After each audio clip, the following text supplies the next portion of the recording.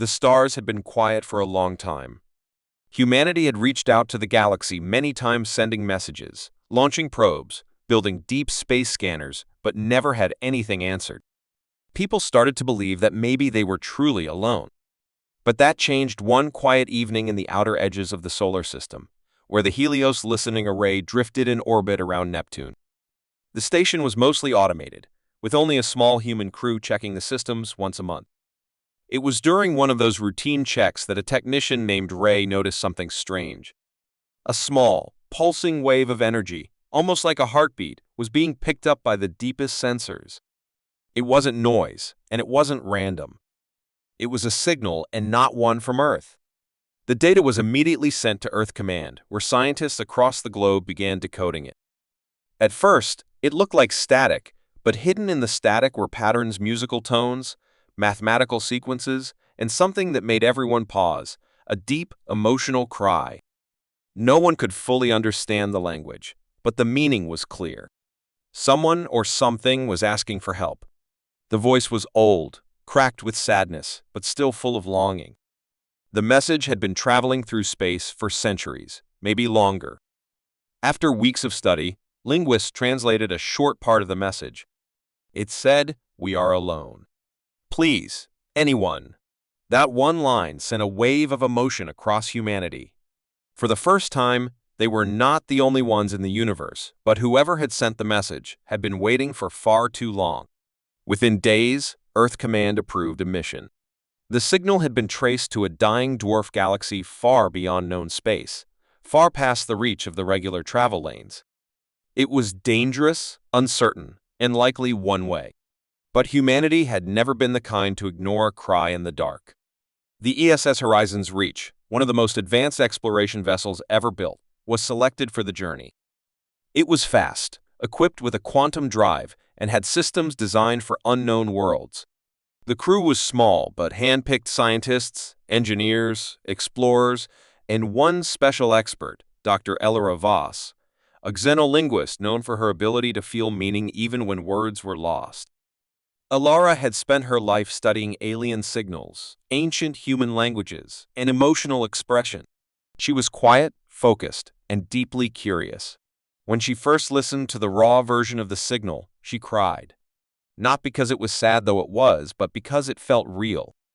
The voice that called out wasn't just looking for help. It was looking for connection. And Elora felt a duty to answer. As the Horizon's Reach prepared for launch, news of the mission spread across Earth. People watched in awe as the massive ship lifted from the Atlantic spaceport and vanished into the black, heading toward a place no human had ever been. Inside the ship, Elora and the team worked non-stop. They studied the signal, mapped its patterns, and ran simulations of possible alien languages. The deeper they dug, the more they found traces of something beautiful: songs layered under numbers, pictures hidden in sound, thoughts that danced just out of reach. Elora believed the beings who sent the message were intelligent, artistic, and perhaps lonely. She spent hours staring out into the stars, wondering what kind of minds had waited so long for someone to answer. The journey was long, and even with faster-than-light travel, it took weeks to reach the edge of the dwarf galaxy.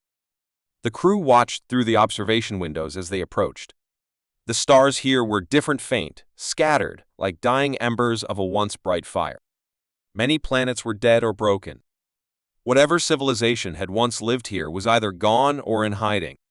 But then, something unexpected happened. As the Horizon's Reach entered the galaxy, the signal changed. It became clearer, more focused. It was like whoever had sent it knew they had arrived. Elora's translator AI began picking up fragments of new data, symbols, sounds, and a soft pulse that almost sounded like a voice breathing.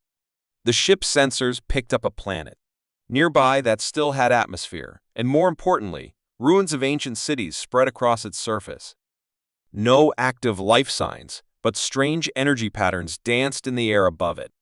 Captain Reyes gave the order, and the ship entered orbit around the planet, which the crew quickly named Eris Prime, after the word that kept repeating in the signal. Elora stared at the planet with wide eyes. Something about it felt sacred, like a forgotten temple waiting to be rediscovered. The team prepped for descent, sending drones ahead to scan the cities. The ruins were unlike anything seen before: tall spires made of glass-like stone, walkways that floated above the ground, and carvings that shimmered with light even in the dark. The first ground team, including Ilara, landed near what looked like a library or archive. Inside, the walls were covered in symbols that pulsed faintly when touched.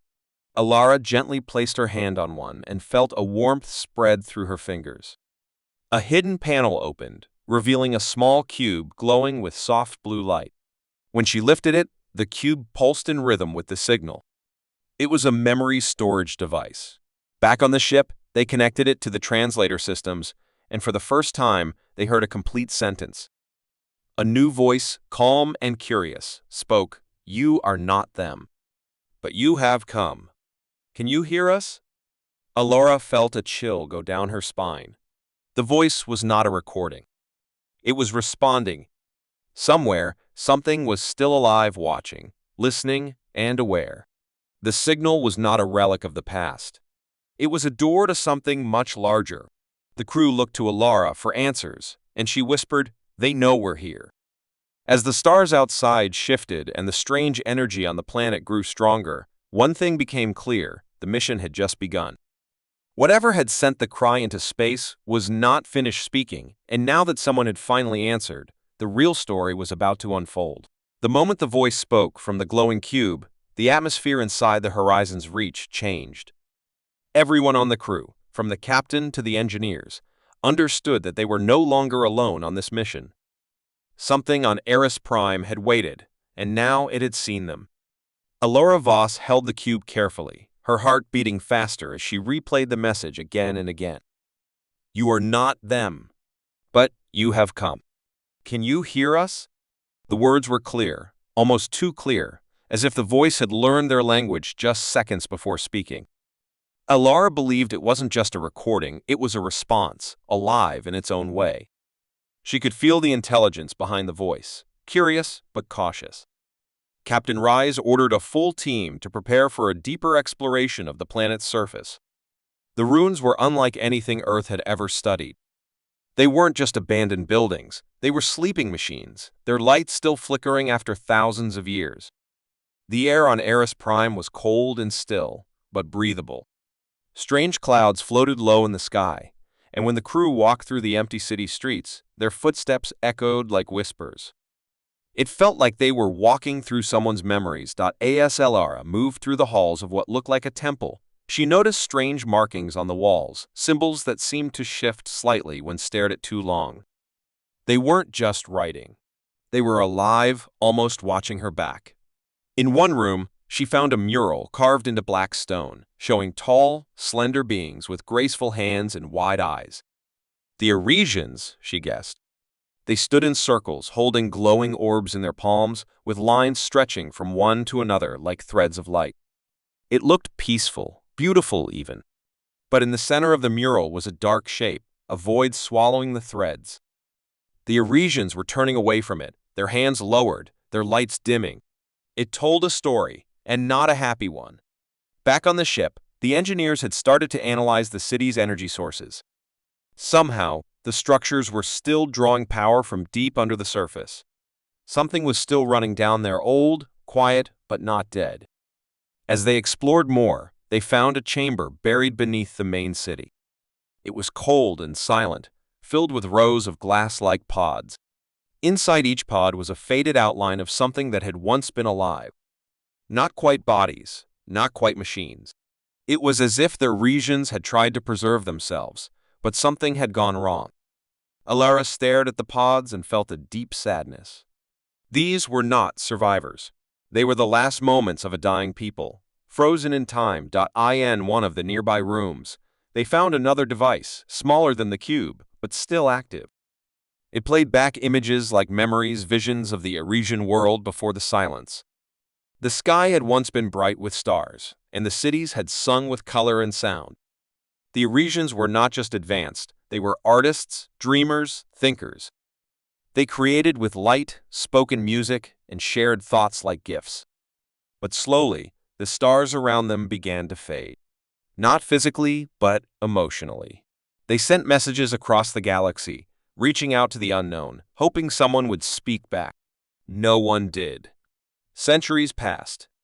The silence grew heavier, darker. Hope turned into doubt. Doubt into fear. And then the Arisians stopped reaching out. They turned inward. Their lights dimmed. Their cities fell quiet. They believed they were alone in the universe, and that belief broke them. Alara sat in the memory chamber for hours, watching their final days. She felt their loneliness like a weight in her chest. She knew now that the cry they had sent wasn't just for rescue, it was a final plea not to be forgotten. That night, back on the horizon's reach, Alara couldn't sleep. The voices of the past echoed in her thoughts. She wondered what it must have been like to be part of a people who gave up not because of war or disaster, but because they thought no one cared. Humanity had faced its own dark times, but they had always pushed forward, always believed that someone else was out there. That belief had kept them moving through space, had brought them here. Now, standing on the ruins of a civilization that had once hoped like they did, Alara felt a strange connection to these long-lost beings. The next day, something changed. As the crew activated more devices, a signal began to pulse beneath the city. The cube Alara carried lit up again, and the voice returned clearer this time. It said, "Still we wait. Still we hope. You are not the silence." Alara stared at the device, heart pounding. This was not a machine on repeat. This was contact. Something had survived, maybe not in body, but in thought. A digital mind, or an echo of one, still watching, still listening. The voice called itself Kevaris. It was once a teacher, a creator of stories, tasked with preserving the Arisian memory. When the last generation faded, Kevaris had been uploaded into the planet's core systems to wait for someone to answer. Alara connected the cube to the ship's AI, allowing Kevaris to speak more freely. The voice was calm, patient, but also filled with wonder. It asked questions: who they were, where they came from, and why they had answered the signal. Alara explained everything, from Earth's history to the moment they received the cry. Kevaris listened in silence, then responded with a single sentence that shook everyone on the ship. "Your presence is proof that the universe did not forget us." In that moment, something shifted. The city's lights brightened. More devices began to wake. For the first time in ages, the ruins of Eris Prime stirred with life. But not all of it was peaceful. Far away, beyond the planet's orbit, the ship's long-range sensors picked up strange gravitational patterns. Something was moving in the darkness. It wasn't natural. It didn't match any known ship, planet, or energy form. It was almost like a shadow that pulled at reality itself. Captain Rice tightened security.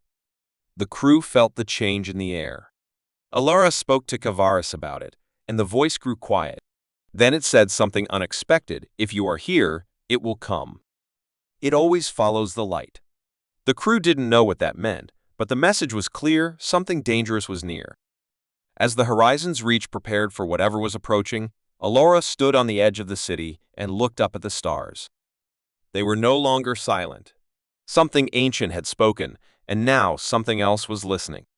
The ghosts of Eris Prime had waited a long time to be heard, and now that they had been, a new chapter was beginning.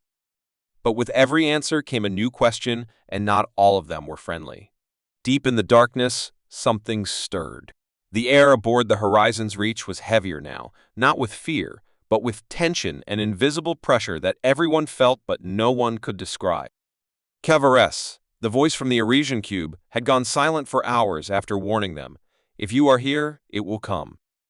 No one knew what it meant, but it wasn't just a warning. It was a memory, a fear carried across centuries. The ship's long-range sensors had picked up something strange moving near the edge of the system. Glowing brighter than ever, humming softly in her hand like a living heartbeat. Kevaris eventually spoke again, but the voice was slower, like it was struggling. "The dark thing. It took our stars. Not with fire, not with war. With silence." That word silence had returned, but this time it meant something deeper, something heavier. Alara sat with the cube in the quiet room near the research lab and asked what the creature was, what had followed them here. Kevaris explained, not in one word, but in memories, in flickers of light and music. The thing wasn't alive in the way humans understood. It didn't eat or grow or think. It simply erased. It fed on meaning, not energy. It erased thoughts, stories, and connections. It was drawn to places where hope burned brightest. It hunted voices, not for their sound, but for the idea behind them. The Arisians had once lit their skies with their dreams, with beacons meant to reach others beyond the stars. But when the silence answered them instead, the creature came drawn not by light, but by the quiet that followed. The Arisians, afraid to be erased, poured their minds into memory cores like Kavaris, hoping to preserve at least a part of who they were. The being had not returned for a long time, not since the Arisians had given up. But now, with the arrival of humans and the voice of Earth echoing in the stars again, it had sensed something new, something alive. It was coming back. Alara felt a chill deep inside her. This wasn't just about saving a forgotten civilization anymore. Their very presence here had awakened something ancient and empty. But she also understood something else. The creature thrived where meaning faded, where belief was lost. The Arisians had surrendered to that silence, but humans were different. They'd always fought to keep their voices alive, even in the darkest moments of history. Earth had faced wars, disasters, and silence too, but people kept singing, writing, building. Alara believed that if anything could fight the darkness, it wasn't weapons or machines, it was memory, emotion, and connection. She began uploading human art, music, poetry, and recordings into the Arisian systems, letting Keveris experience the full range of what humanity could be. The Arisian network responded in a way no one expected. The ruins lit up not just as power restored, but with shapes and colors dancing through the streets, like ghosts of the old city remembering who they were. Keveris spoke again, clearer than before. You burn. You remember. You create. Remember too. Across the surface of Eris Prime, more cubes activated, connected through the buried network. Thousands of memory fragments began to speak in harmony, not as noise, but as a chorus of lost voices waking up. The ship's crew watched as the city began to glow from within, its structures changing shape slowly, as if rebuilding itself using the shared light of two worlds. But in orbit, the unknown distortion grew closer. The sensors could now see the space around it collapsing inward, like gravity folding into itself. The creature still had no shape, but it was real, and it was hungry. As the crew discussed evacuation options, Kavaris made a request. Do not run. Share more. Alara knew what it meant. The only way to stop the darkness was not to hide from it, but to flood it with life. She opened the entire Earth archive, the stories of generations, voices of children, laughter, sadness, songs, dreams, all of it streamed into the Arisian network. The city responded again. Towers lit like candles, pulses of light raced into the sky, and a wave of meaning like pure thought launched into space from the planet's core. A signal stronger than any before. Out in space, the distortion paused. For the first time, it hesitated. It could not erase what did not fear it. The connection between the human ship and the Arisian memory field grew tighter, forming something entirely new, a shared intelligence made of past and present. Keveris was no longer a lone voice. It had become a bridge between civilizations. It spoke now, not with sorrow, but with warmth. You are not like us. You did not fall silent. You remembered others before knowing if they existed. That is your strength. The crew listened in awe. Even the hardened engineers who thought this mission would just be a science trip now understood the truth. They were part of something far greater. Not just explorers, but carriers of meaning in a universe that could so easily forget. But the threat was not gone yet. The darkness outside began to move again, pushing against the light now shining from Eris Prime. The sensors screamed as space bent unnaturally. It was not attacking with force. It was trying to drown them in forgetfulness, like waves of emptiness washing away all sound, all purpose. Inside the ship, the lights dimmed. Systems flickered. Crew members felt drowsy, their thoughts slowing, memories slipping. Alara felt it too, like a fog crawling over her mind. She gripped the cube tighter, trying to hold on to a single thought, Earth. She began to speak out loud, telling a story from her childhood, something simple, a story about stars she used to watch with her grandmother. The words felt heavy, but she kept going. Others joined her, speaking memories, reciting poems, singing softly. One by one, the crew filled the ship with sound, not of fear, but of presence. The Eurasian systems amplified the voices, sending waves of meaning back into space. The darkness pushed again, but this time it met resistance. Not physical, but emotional. Memory was an anchor, and now the planet, the ship, and every person aboard had joined into one steady voice. The cube in Elara's hand pulsed bright and steady. Keverus whispered one last line for the day. You lit the silence. Now it listens. Outside, the dark ripple slowed and fractured. It didn't disappear, but it backed away, folding itself back into the shadows between stars. For now, the light had won. The city of Eris Prime stood bright against the cold space, and in the heart of it, two civilizations, one from the past and one from the present, shared one purpose: to never let the silence win again. Even though the darkness had retreated, the crew of the Horizon's Reach knew it wasn't over. The strange, formless presence had not been destroyed, it had only been pushed back, and now everyone on board felt its shadow still circling, waiting just beyond the edge of thought. In the days that followed, the city of Eris Prime grew brighter, slowly coming back to life, but the fear that something ancient and terrible was watching never left. Captain Rise ordered rotating sleep cycles, strict energy limits, and silent observation protocols, but none of it seemed to help. Crew members began having strange dreams, visions of empty halls, of stars going out one by one, of voices they couldn't understand whispering from behind invisible walls. Some woke up crying without knowing why. Others grew quiet, like something was draining their spirit. Alara Voss, however, refused to let it take her. She stayed close to Keverus, the Eurasian voice inside the glowing cube, believing that their connection was the only defense they had. The voice had grown warmer since the sharing of Earth's memories, but even Keverus now seemed disturbed, speaking slower, its tone stretched thin like a melody fading in wind. It has tasted the light, Keverus finally said one night. Now it will not let go. Alara asked what the creature really was, why it existed. Keverus spoke of it not as a being, but as a force. A hunger that had existed longer than any star. It had no face, no shape, and no purpose except to erase. It wasn't evil in the way humans understood. It simply existed to consume voices, to pull everything back into silence. The crew realized the danger wasn't just to them. If the thing followed them back to Earth, it could spread across human civilization like a fog, turning bright minds dim, silencing art, weakening connection. It wouldn't destroy buildings or ships, it would destroy belief, inspiration, and memory. It would make people forget who they were. The only way to fight it was to keep remembering, to keep speaking, creating, sharing. But the creature had learned from its last encounter. Now, instead of attacking the outside world, it began working from within. One by one, parts of the Eurasian network began to fail. Lights flickered, patterns stopped shifting, and certain cubes went dark, as if they had been swallowed. Then, the ship's own systems began acting strangely, random shutdowns, missing files, crew logs wiped clean. At first, it seemed like glitches, but then they noticed something chilling.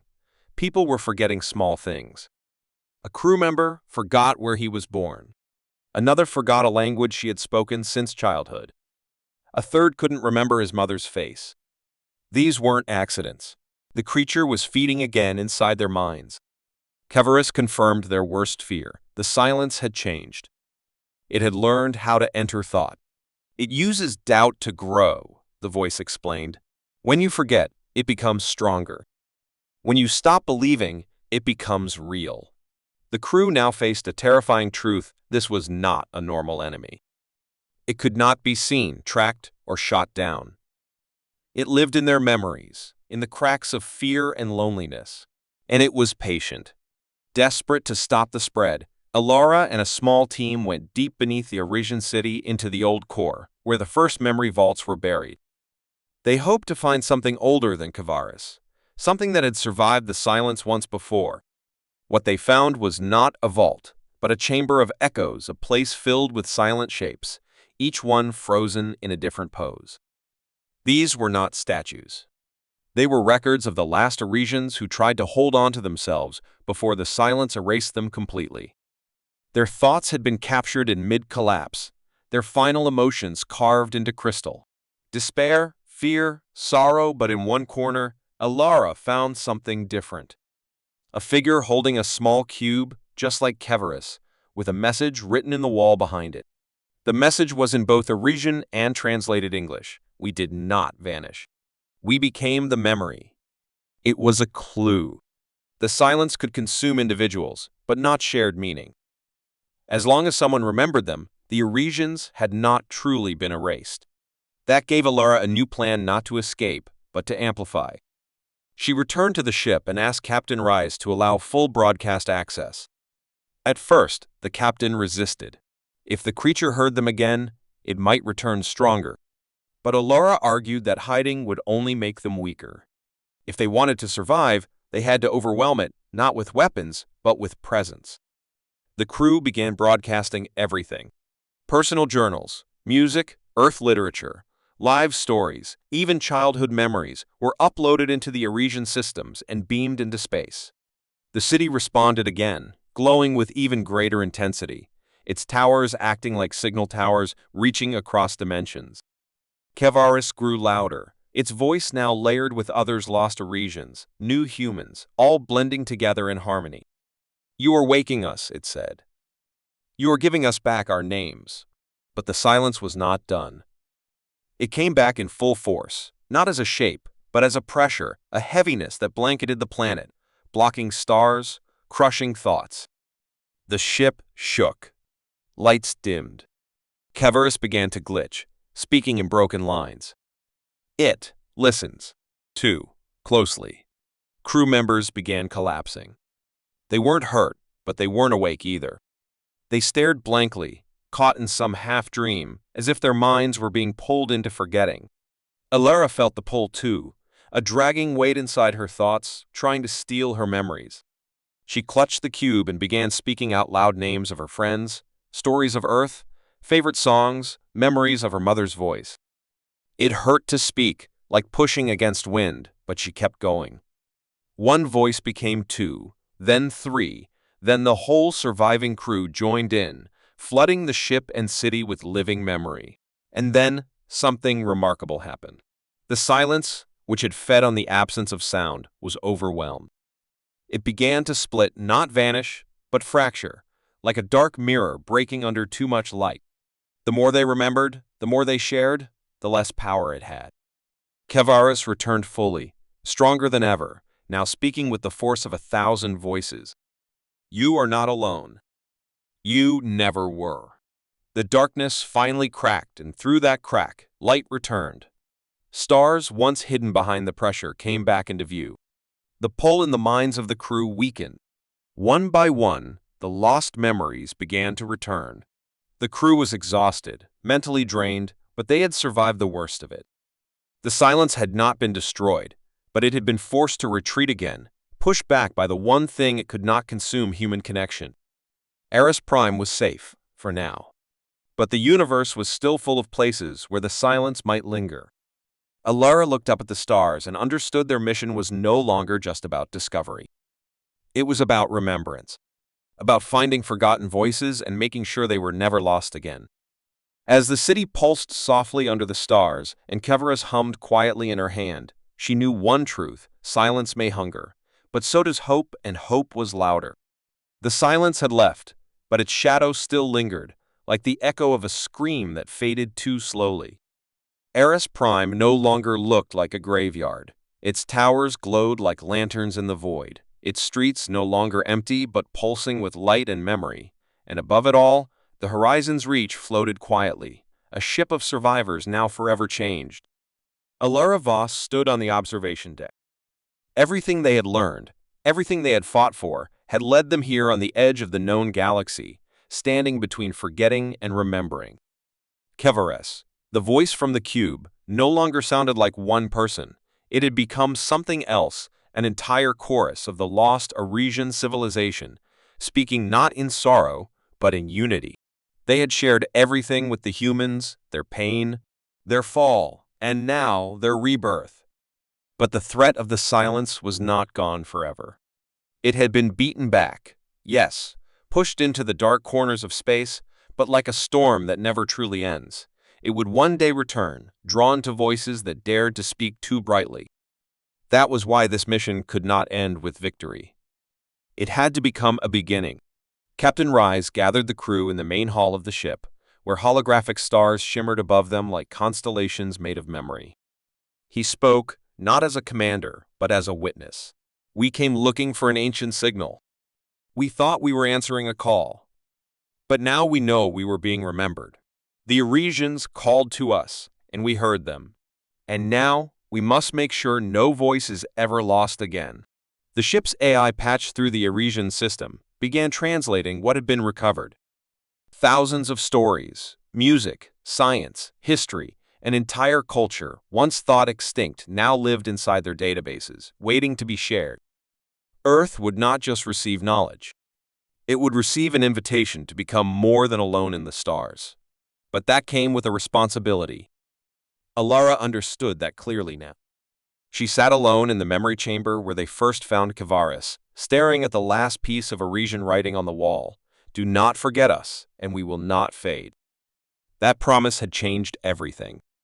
If meaning could survive silence, then no civilization was ever truly gone, not as long as someone remembered them. But there was still something left to do.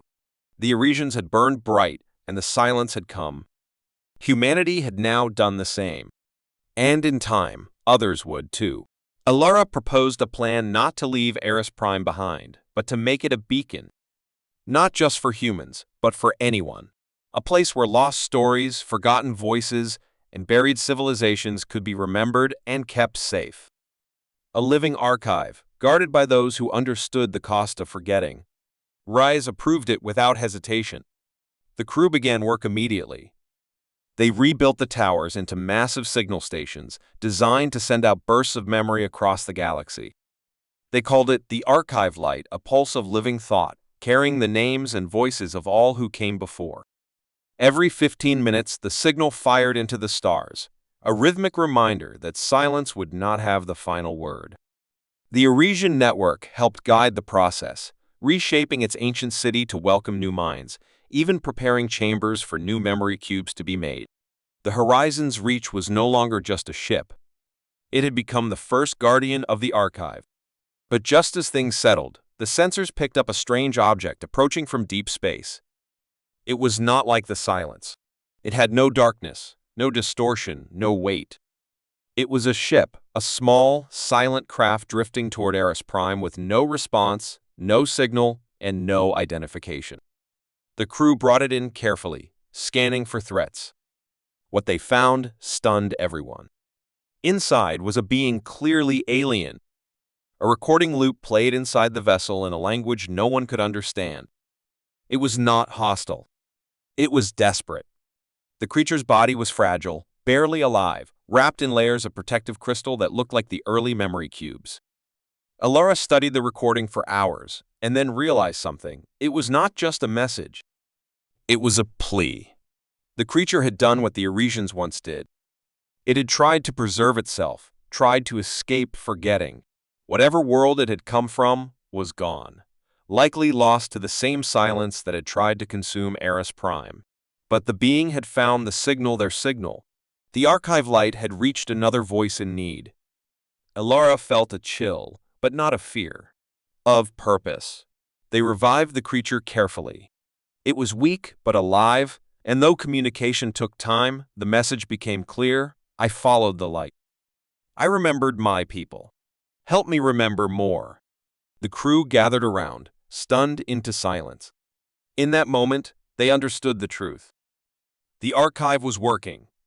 The light had reached across the stars and pulled someone back from the edge of forgetting. And if it had reached one, it could reach more. The stars were not just full of emptiness, they were full of survivors, of stories buried under dust and silence. They only needed a voice to call them home. The crew added the new visitors' memories to the archive. New symbols, new music, new faces joined the growing pulse. The city responded, glowing in colors never seen before. Keverus whispered softly to Alara, "Now, the stars remember more." It was not just about saving the past. It was about connecting the future. Earth would hear about this, not as a warning, but as a promise. The stars were watching and they were listening. And they would not forget. ASC, the horizon's reach, prepared to return home. A new ship, smaller, faster, designed for travel between light years, was left behind. A permanent presence on Eris Prime, a station of guardians. Alara chose to stay behind, not out of duty, but because she believed her real mission was only just beginning. She stood at the edge of the city, looking up at the stars, where the archive light pulsed in perfect rhythm. Somewhere out there, more voices were waiting, and they would not be lost again. Captain Rice saluted her before departure, his voice proud. "We were the answer to their cry. Now we are the cry for others." The ship lifted into the sky, leaving a trail of light behind, a streak of memory. And as the stars watched silently, something changed. A ripple passed through space, not of darkness, but of recognition. The stars remembered. They always had. It was only now, thanks to humanity, that they had someone to remind them.